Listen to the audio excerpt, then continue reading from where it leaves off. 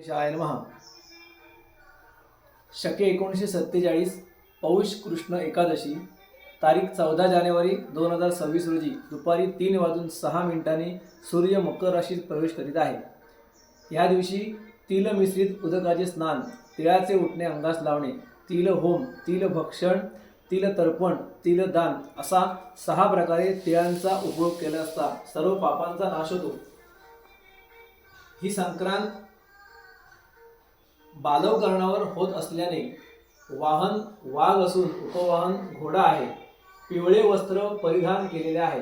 हातात गदा घेतलेली असून केशराचा टिळा मस्तकाला लावलेला आहे. वयाने कुमार असून बसलेली आहे. वासाकरता जाई घेतलेली असून पायस भक्षण करीत आहे. सर्प जातीची असून भूषणार्थ मोती धारण केलेले आहेत. वार नाव व नक्षत्र नाव मंदाकिनी असून सामुदाय मुहूर्त 30 आहेत. पूर्वेकडून पश्चिमेकडे जात आहे व वायव्य दिशेकडे पाहत आहे. शुभम भवतु.